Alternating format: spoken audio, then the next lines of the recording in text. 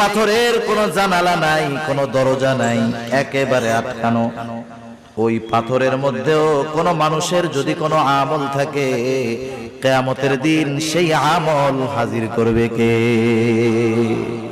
আল্লাহ তাআলা কোরআনুল কারীমের মধ্যে বলেন, ওয়ানাদাউল মাওয়াজিনাল কিসতা লিয়াউমিল কিয়ামাতি ফালা তুযলামু নাফসুন শাইআ وإن كان مثقال حبة من خردل أتينا بها وكفى بنا حاسبين।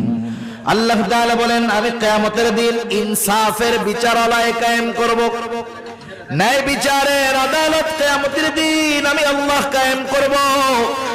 বাস্তব কথা, তিতা লাগলেও সত্য কথা, দুনিয়ার আদালতগুলোর মধ্যে ইনসাফ নাই, বেইনসাফি।